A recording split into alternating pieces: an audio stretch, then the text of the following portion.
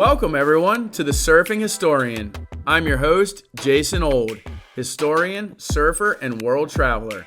This podcast is dedicated to highlighting some of the latest scholarly research in humanities, social sciences, and surf studies. So paddle out with us while we glide through the world of academia.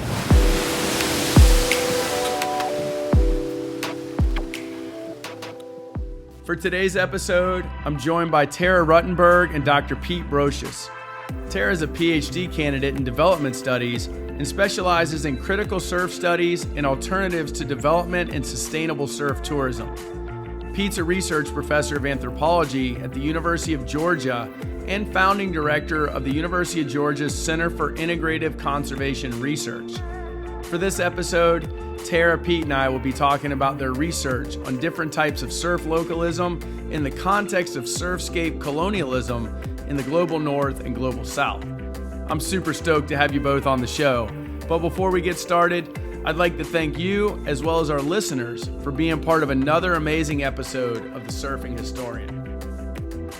Great. Okay, thanks so much, Jason. It is a pleasure to be on the Surfing Historian with Pete, my colleague and co-author and brother from another mother. So we're here talking today about our current research on surfing localism, and it builds on other work that we've been doing around a decolonizing critique of sustainable surf tourism. And we're also looking at alternatives to development in global south surfing destinations. And now what we'll be speaking about more on today is looking at different and diverse modes of surfing localism as acts of resistance or entitlement in what we're calling occupied surfscapes. Thanks for having us on. Hey, awesome, Tara. Yeah, Pete, also, so cool to have you guys here. And, Tara, you call Pete a brother from another mother. And so I guess my question for you all in terms of your research, just out of the gates, is, what brought you two together originally? You guys are working together now, like you said, on, localism and other academic endeavors, but what brought you guys together, originally? Yeah, I guess I'll take that. It's been a bit of an evolution. So Tara and I do a program run by the University of Georgia called Surfing and Sustainability, Political Ecology in Costa Rica. And we've been doing it together now for about 10 years. And so initially I met Tara through that program. We needed someone to kind of help with logistics on the ground and help out in the water with a bunch of, students flopping around in the lineup. And, but it evolved from there over the years. As the program evolved, and maybe we can talk about the program later and kind of what we try to do there. But what it's evolved into a real academic collaboration as Tara's pursuing her PhD, and as we've conducted this research, we've published several things together. We've got more things that we're working on. So that's really the background. Awesome. Yeah. And you said, maybe we can get into a little bit more of the specifics of your research. And, I say we go ahead and do that right now. But I guess my question is regarding the research, what originally compelled both of you to get into this type of research? Was there any specific event in your life that compelled you to do it, or you just, because you're a surfer, you became interested in it? So what? Maybe you could elaborate a bit more on what compelled both of you to pursue this sort of academic field, so to speak. Sure. So for me, it's I think a combination of things. First, just surfing in lots of different places, in Fiji, Bali, Costa Rica, etc. And in all those places, seeing some of the same patterns play out, right? The patterns of hyperdevelopment that accompany the process of a surf break becoming popular, becoming well known. Definitely the collective experience of doing our surfing and sustainability program has been really influential as we've, traveled up and down the coast in Costa Rica from, Pavones to Witches Rock, and talking to lots of different surfers, surf shop owners, developers, local activists, all kinds of people, really, kind of stoked an interest in some of the dynamics that we're talking about in this research today and in other things that we're doing. And I guess I would put that against my own background of research.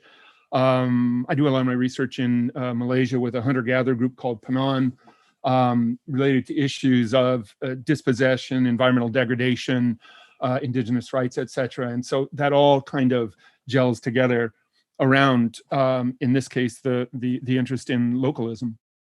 Yeah, amazing. And Tara, so, I know you guys obviously collaborate, but same question to you, what compelled you to get into this type of research? Because, as I think as we'd all agree, surf studies is really an emerging field and emerging discipline, for many of us who are academics and surfers. And so, yeah, would you mind sharing what compelled you to take this track? Yeah, sure. I think many of us have been looking for ways to kind of bring together our passion for surfing with our academic interests. So that has really coalesced for me, definitely with the surfing and sustainability program, but also in the line of research that I was getting into when I first started my PhD, which is around post-development thought. So looking at alternatives to development. And then we've linked that up now with surfing tourism as sort of a lens for studying these things, which we do on the study abroad program. And also, I live in Costa Rica currently. I've been here for 16 years. And just kind of looking at my own positionality as someone who is a foreigner living in a global South surfing destination, and just confronted with the everyday realities of what it means to be an outsider, what it means to be a woman surfer, both anywhere else in the world and in the places that I now call home as an outsider. And also, I've been a part of the Institute for Women Surfers, where the seed was definitely planted to kind of look at these things from a critical perspective, from a gendered perspective, and really positioning myself with my own subjectivity as a researcher, as a surfer, as a human being, negotiating and navigating within these different dynamics. So it's all very interesting to me, and it's just a part of my existence. So that's why I'm doing what I'm doing. And you guys both in your research or in the article that I was reading through, Tara, you talk about different types of localism. And so would you both mind getting into some of the specific types of localism that you guys have seen and identified around different surf zones? And I know, Pete, you mentioned that you do research over in Malaysia.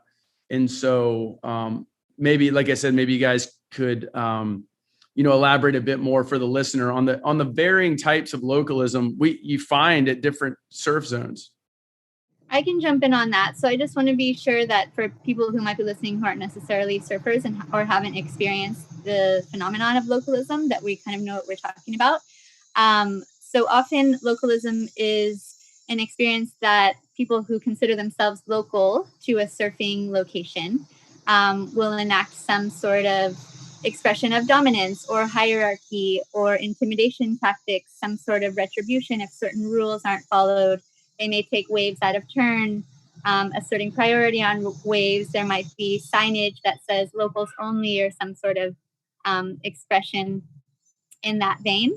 And then the research that we're getting into is looking at localism from more of a critical perspective and thinking about how people are behaving in the water as linked to different power dynamics that exist in the water and on land. So I know we'll get a little bit more into that, but I just want to posit that now. And maybe this would be a good time to talk about the anecdote or an experience I had that really kind of got us digging into this framework on diverse localism. So we can't just think about localism as a phenomenon that's doing the same thing or is as enacted by the same people in all of the different places where surfing happens. So I'll just tell that little story. And it happened in a place that shall not be named in Costa Rica, with a man who was visibly white and male presenting. And he was telling me about an experience he had in the water. He claimed that he was fifth generation from somewhere in Southern California that will also not be named for the sake of his anonymity. And he was a property owner down here in Costa Rica, where I was on a little surf trip from where I was living. And he was telling me that the situation he had in the water was one where a local Costa Rican surfer dropped in on him at the place where he had been surfing for a couple of decades since he had owned land at that spot. So the way he framed it was that this local kid was completely out of line. And so he said something to the kid, and it was along the lines of, hey, don't drop in on me. That was my wave, right? Which is often how kind of these conversations get started. And then the kid responded in kind, saying, this is my country. These are my waves. And then this person who is from Southern California, living here in this spot in Costa Rica, replied by saying, well, this is my sport, referring to surfing as being his sport, right? So making some sort of claim to ownership to the sport of surfing. So he was telling me that story to kind of, I don't know, big time, or I don't know, brag or feel proud about how he responded to that kid who dropped in on me. And, as a critical researcher, I just kind of like threw up in my mouth a little bit, but also got inspired to think about some of these things. So thanks to him and that conversation, we have dug into this line of research. For me, it's in the whole process, it provoked a bit of reflection on, there was a conference in San Diego a couple of years ago that Terry and I attended, and I embodied my 15-year-old Law Street local self, right? Claiming local status and doing all the things that you do when you claim local status. And, and then subsequently, of course, traveling in other places, addressing all the kinds of issues that I address in a critical way, and thinking, God almighty, like how ignorant, how obnoxious, when you think about the history of California, right? It's a history of double erasure, right? Erasure of indigenous histories and erasure of, the fact that it used to be called Alta California, right? All those cities in California have Spanish names for a reason, right? And so what that struck me in thinking about it was some of the descriptions. So, in speaking with Tara about some of the forms of localism that she experienced, in Mexico and in Costa Rica, et cetera, that really accentuates the fact that localism is not a singular phenomenon, and that's the way it's been treated, right? It's been treated in the academic literature. There's a huge amount of stuff that's come out recently on localism. And one of the predominant frameworks is the whole commons, right? Overcrowding. Localism is a response to overcrowding, and we can use a commons kind of framework to analyze it. That elides, it overlooks all those historically situated dynamics of power, dispossession, genocide, occupation, whatever else you want to call it, right? Yeah, I had Scott Laderman on, a few episodes back, and, he and I, as fellow surfers and fellow historians, really had it was a great conversation talking about some of the things you mentioned there. He wrote a really great political surfing history, Empire and Waves. But another individual that I know that, Tara, you and I have talked about that you guys have in your research is Isaiah Walker, who wrote Waves of Resistance, right? He's written an amazing surf history of Hawaii. And the reason I'm bringing that up is because, front and center, essentially, well, a couple of things. One, your individual you were talking about, Tara, him suggesting that it's his sport is a bit of a misconception in the first place. But, we won't go into that one. But the where I do want to go with your research in localism and the book by Walker is the Hui, right? It's a group that a lot of people, and I have a number of stories from folks that were in Hawaii and had some unsavory encounters with them. But would you guys mind going into this a bit more, Pete? You sort of alluded to it with the nuanced nature of localism, that it's not a singular reason that localism occurs. And Dehui's, I believe, is a good example of, and you all can certainly correct me if I'm wrong, but a sort of pushback, a bit of agency, and the native Hawaiians sort of exercising a sort of agency within the surf zone, because that's really where they have a sense of power, if you will. And maybe I'm a bit off on that, but would you guys mind elaborating a bit more on that within the context of localism? So definitely, thank you for bringing up Scott Laderman and Isaiah Walker's work. Their work has been very influential in the lines of thinking that we've been working with. And to speak particularly to the work that Isaiah Walker has been doing related to what he called his book, Waves of Resistance, right? So if we're thinking about localism in the Hawaiian context, we can think of it as the ways Hawaiians have used localism as a means to resist a range of different things, right? To resist kind of the encroachment of the capitalist surf industry, the commodification of surfing on their soil, right? And kind of the attempted marginalization of surfing culture that was built on the previous attempted erasure of surfing from culture in Hawaii, right? From the time of colonization. It was kind of outlawed to surf, right? And he kind of recalls this history that it wasn't that Hawaiians came back to surfing, it's that many Hawaiians continued surfing specifically as a form of resistance, as a form of cultural maintenance against these kind of these colonizing forces that would have had it become completely annihilated, right? So that's sort of his retelling of that history kind of challenges this idea that, Californian surfers revived surfing, right? It's not that it died out, right? It's not, there's no Howley savior. And I imagine Pete can talk a bit about that because he spent some time in Hawaii in his formative surfing years. But, reading that book definitely has helped us think about localism in terms of resisting colonization, resisting overdevelopment, resisting these things that are part of the modern surfing narrative that people don't often question. So kind of riffing on what Tara said. So I've had my own experiences with the Hui, and I was surfing on the North Shore back in the busting down the door days. Really, this is the issue for me, recognizing first of all, what are the elements of localisms of entitlement, right? And it really is premised on a very structured and some, you could even say deliberate forgetting and erasure of indigenous histories, indigenous struggles for land, for life, for culture, all the kinds of things that Tara was referring to specifically with respect to a place like the North Shore, but it's a process that plays out in many, many other places, as we know.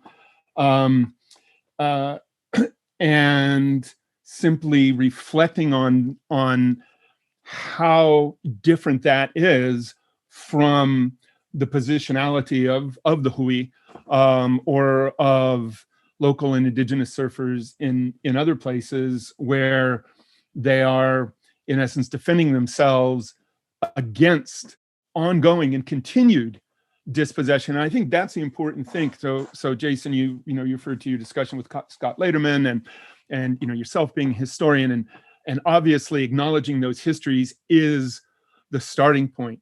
But for me, this is an important topic because many of those processes, if not most of them, it's not simply a matter of acknowledging an old history. It's being reflexive and recognizing and critical of ongoing and continued processes and dynamics of dispossession, settler colonialism, and all the rest. And that's where I think some of our work is leading as well. And I'm glad you right there at the end, you squeezed in that term settler colonialism, because I want to ask you guys about that, because it's a term or a phrase you guys have used in your research. And so that it's really a good segue away from what you guys were just talking about into these, sort of white outside, like, people from the United States, for example, Californians and, whatnot, bringing surfing to other places. I think that's sort of where the individual you had an encounter with, Tara, I think that's where where he comes with this misconception, really, as if he, is carrying the torch of surfing for the world for some odd reason. But, he could be defined as, using your term settler colonialism. Would that be a fair term to use for him? And, Tara and Pete, how do you guys define that? And how have you seen that play out in Costa Rica, for example, or other places you're doing your research? Sure. I think, that's a loaded question and very important. So thanks for letting us dig into that a little bit more. So we can't talk about the history of surfing without talking about the history of colonization and appropriation that is still very relevant in surfing culture today, right? So I think the instance that I mentioned and why it was so influential and inspiring to this work was thinking how many Californian surfers are out there who believe that surfing is their sport, right? And how many histories does that deny? And what is that doing in the ways that surfing is then being taken to other places by people who think it's their sport, and then integrated into different cultures in different ways. So what's interesting about here in Costa Rica, you'll listen to the Costa Rican locals talking about how they first started surfing by the fact that someone came from California, left a surfboard, maybe pushed them into a few waves, and then it just kind of took off from there. So that is also interesting and kind of, problematizes or adds another layer of complexity to this whole line of thinking, right? How would surfing have come to Central America if it wasn't for Californian surfers who were looking for waves and leaving boards behind? But yeah, we can talk about how there are processes of colonization that were implicit, and then how there are still processes of neo-colonization or neo-colonialism that are happening related to surfing tourism. And, you're in Nicaragua, I'm in Costa Rica, where we live are case in point, right? So I'm definitely caught up in this mix as well. I'm a foreigner living here. Am I a settler colonizer? That's a good question. Is the person who I had that interaction with a settler colonizer because he owns beachfront land here and has titled property to that land? Potentially. So these are the questions that we raise related to these dynamics, and looking at localism within those contexts is where we can really see the dynamics playing out. So if the person is saying that was my wave because this is my sport and because I'm here in Costa Rica and I have title to the property here, so therefore I'm a local, is very different than someone who is taking off on a wave saying this is my country, this is my sport, I don't want all these gringos around here anyway, go home gringo, like locals only. That is doing something very different. So that's why we look at in this context of global North and global South dynamics that play out in Costa Rica. We've also studied it in Oaxaca, Mexico, California, Hawaii, and Bali so far. But I'll stop there and let Pete jump in. So, if I can just build on what Tara was just saying, we also, in relation to some of the issues that she's bringing up, we, in some of our more recent writing, some work that we're in the process of publishing, talk about occupied surfscapes. And we use those two words very, very deliberately. The idea of surfscapes, a number of people have talked about various kinds of scapes. Most notably, I think in the context of surfing, Karen Amamoto Ingersoll's reference to seascapes, right? And what we're trying to get at, and I know Tara will want to add to this, is the relationality between the breaks themselves and the lineups and the beaches adjacent to those breaks and the developmental processes that happen on the land as those places become desirable, right? As they become sites for investment and hyperdevelopment and all of that. We use the term occupied in relation to that to accentuate those histories of settler colonialism that characterize innumerable surf breaks, right? So I'll think about the Bukit. I mean, imagine Uluwatu in 1971, 72, right? Morning of the Earth. And I know Scott Laderman talked about this. And you look at it now, and my God, infinity pools up the wazoo, clubs. It's just out of control on the Bukit, right? That I would regard as an occupied surfscape. Tara, do you want to add to that? All right. So what I'll add to our framing of the concept of surfscapes is that we're looking at it in terms of territories, right? Places where surfing happens, and also cultural imaginaries, right? So the narratives and the discourse around surfing culture. So the California Dream, for example, can be one imaginary that we're talking about when we say surfscapes. So the ways that we might think about an occupied surfscape at the level of imaginary is how representations in surfing culture have affected the ways that we think about what surfing is, who can surf, whose bodies are meant to be in the water, who has rights to waves, who can surf when and where on which type of surf craft, right? And this idea around the state of modern surfing, right? So if we're looking at surfing as culturally embedded within modernity, Dexter, Zavalza, Hough-Snee, and Alexander Sotelo Eastman put out the book, The Critical Surf Studies Reader, and in the chapter that they have in that book, they speak about the state of modern surfing as being, the time after the appropriation of surfing from Hawaii, but also related to the capitalist surf industry that dictates and defines what I'm talking about here in terms of the surfing narratives, who can surf, when, where, which creates gendered constructs, which is embedded within colonial power dynamics, which is, a function of patriarchy and surfing culture. So all of these critical ideas, we can think about them centered around what they are calling the state of modern surfing. So an occupied surfscape imaginary can be the referent point for how we're thinking about the dynamics of localism. I want to talk about something, since you did mention gender at the top of the episode, and you sort of alluded to it as well just now. You talk about in your article or in your research, you focus on what you guys call surf feminism. And I know Krista Comer and Rebecca Olive have done a lot of work on that, a lot of really great work on it, actually. Would you all mind helping the listener understand what you all mean by surf feminism? Because when we talk about a gender approach or using a gender framework to analyze surfing, that term does come up. And so would you guys mind elaborating a bit more on that? And how does that dynamic play out in terms of localism? So I'll take that one.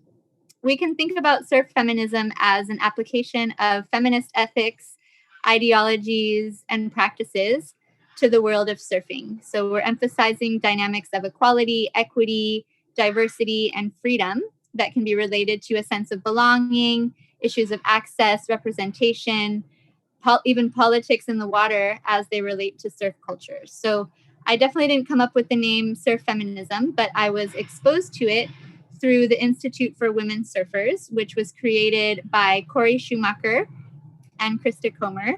And that it's an activist academic network of women surfers. So people who are leading surfing organizations, people like me who are studying different critical frameworks within surf studies. And there were some in-person events that happened biannually a few years ago that began in California, but people came from other countries and now has become this international network of women surfers, academics, and activists, people interested in these concepts. And the ways that it relates to localism, and, different scholars have worked on this in their work as well, most notably Krista Comer, Rebecca Olive, you mentioned them, also Cassie Comley, Brianna Ortega. So these are people that if you're interested in surf feminism, you can look up their work. So the idea is that girl localism, and that's something that was coined by Krista Comer and that many of us are studying right now, is a thing too. So it's not necessarily even about a place-based claim to a wave, that it can be more about kind of this dispersive experience of what it is to be a woman in the water. And just kind of recognizing that so many different experiences that are gendered aren't just happening on an individual basis, that this is happening with so many women around the world, right? So we shared stories about what it feels like to be a woman in the lineup, different instances of intimidation that we've experienced, certain things like that, right? And then the idea that having those conversations, sharing those stories, we can start recognizing through this surf feminist lens how our experiences are shared, and then how there can be some sort of politics being enacted in the water, at the site of our bodies as surfers, and also through different networks that we can be forming. So if we're thinking about girl localism, it could be something as simple as not, as like standing up for yourself in terms of it's my turn for a wave, so I'm going, right? Maybe that would be an enactment of girl localism that could be tangible in a lineup, that might be seen as, a girl dropping in on somebody, or as a woman kind of snaking a lineup after having waited a long time for her turn. So again, these issues of equality in the water, equity, diversity of representation of surfing bodies that stray from this kind of trope of the California surfer girl who's often portrayed in magazines as sitting on the beach watching a man surf a wave. And also thinking about it even beyond that as a means of freeing ourselves from these confines, right? So beyond a patriarchal understanding of the norms of surfing, the rules of surfing created for men by men, and how with a surf feminist lens, we can even talk about how to break free from some of those things. So I'll stop there. As you're talking, and I'm taking notes and just sort of thinking about just the dynamics that play out in the surf zone, how multifaceted and how nuanced they are, gender roles and localism, and all of the settler colonialism, all these different things that go into your research. And it's interesting, that sort of nuanced world is really where we live as surf academics, and sometimes we have to remove ourselves because, as you said, Tara, myself as well, I'm an active participant in this. Am I a settler colonialist? Am I a local, even, because I've been surfing this break since 2004? Those are obviously interesting questions that I sort of grapple with as well, as an active participant in what is going on here in Nicaragua. And so, but again, all three of us understand the multifaceted and nuanced nature of our research. But I guess my question to both of you all is, what do you say to people when, I know, Pete, we talked about it before we did this, started recording you with your study abroad. What do you all say to people when you use the term surf studies and then they look at you like, really all you want to do is surf? Like, you're not fooling me. But, what is your response to them? Because the research you're doing is very, very academic, very serious, and very needed. And so what is your response to people when they sort of give you that weird look? So I think you actually hit on a really important point, and it's something that I deal with all the time with this program. I refer to it as the eye roll, right? I mean, it happens. It happens with administrators, right? I mean, the struggles that Tara and I have had at University of Georgia, getting anyone to take the program seriously is, and it's because surfing has this, like, we're all a bunch of Jeff Spicolis, right? But, I continually make the case that surfing is a really important cultural formation, right? Like, our program is based on the premise that surf culture is a thing that can be studied ethnographically, right? And that surfing embeds within it and its origin stories and its legacies of, dispossession and commodification and all the things that go along with, the state of modern surfing.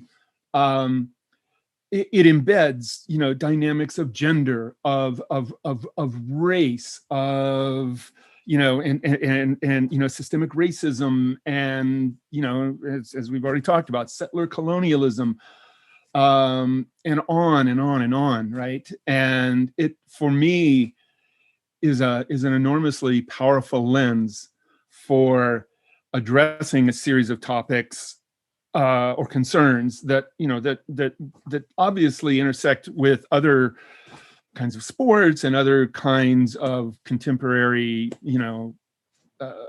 cultural formations. So I'm really I get very frustrated by that dismissal. So I'm still kind of a rogue academic in the early stages, so I don't get the snicker factor. Pete has referred to it as that as well. I'm kind of in the environment of a lot of other surf scholars, so it feels sometimes that we're just living in this bubble. But I do get that people look at surf studies and do the eye roll, think about it as something that's not worthy of study.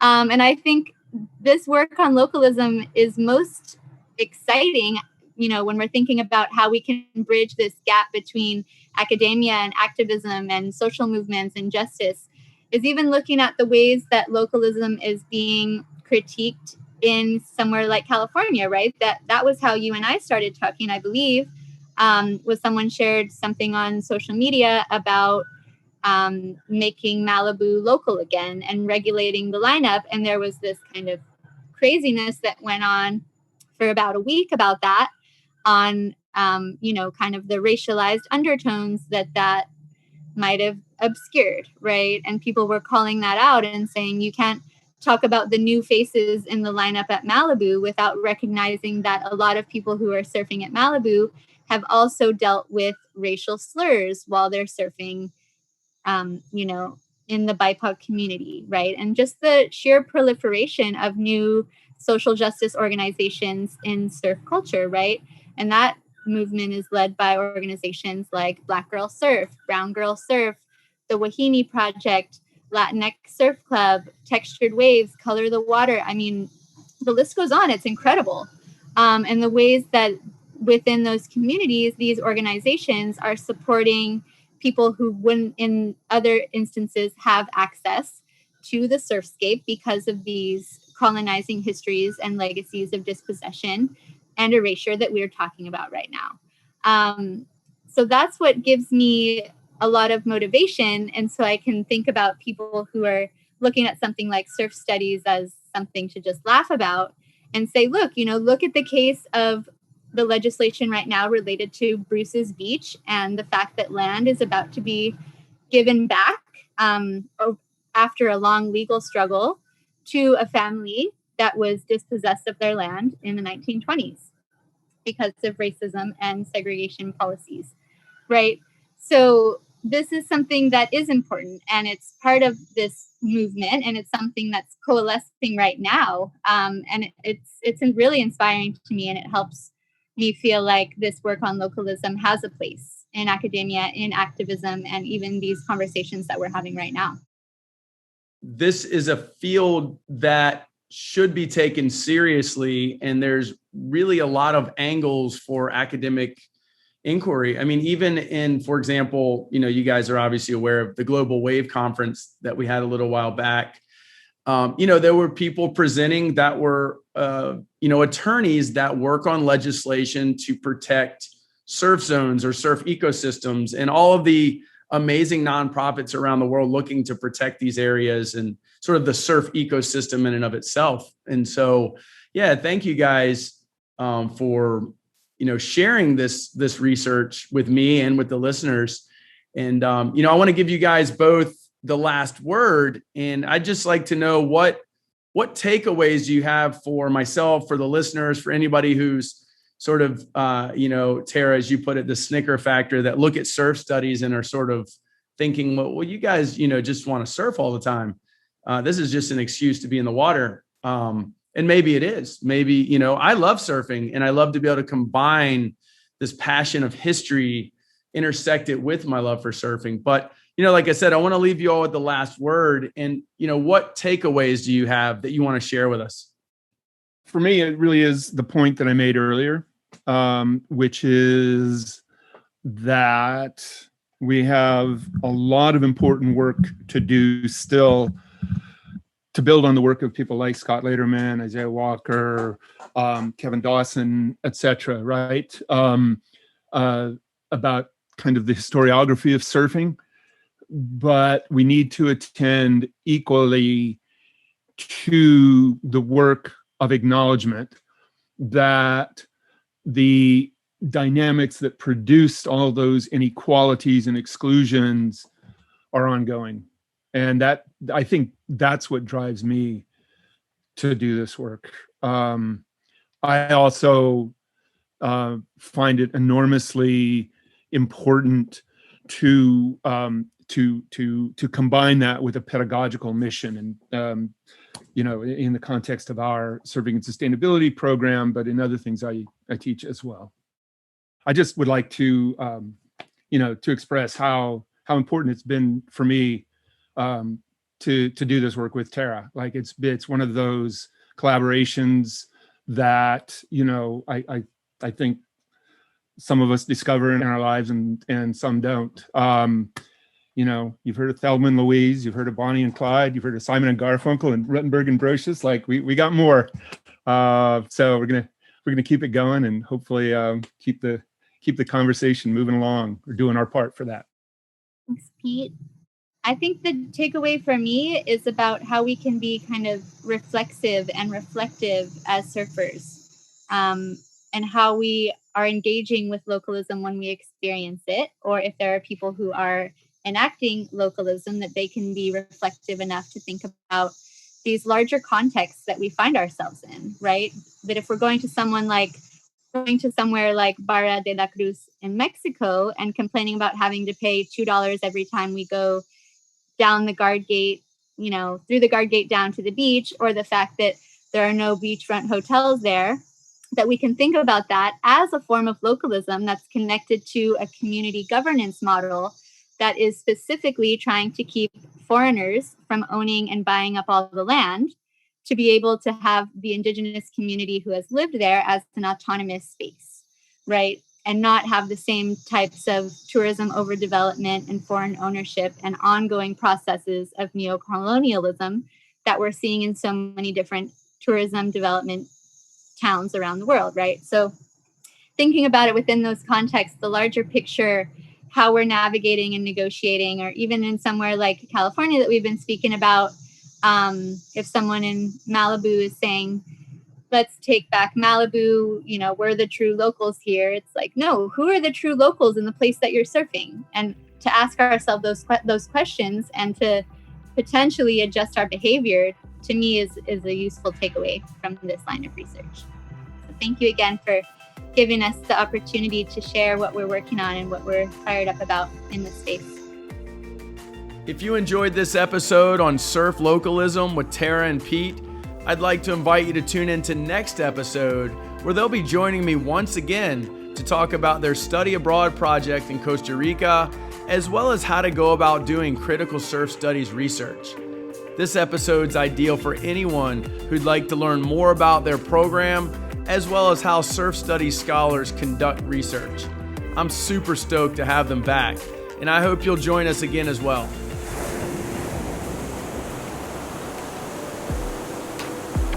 This has been another episode of The Surfing Historian. I'm your host, Jason Old. Be sure to share, like, and subscribe to never miss an episode. Again, thanks for listening, and until next time, stay stoked.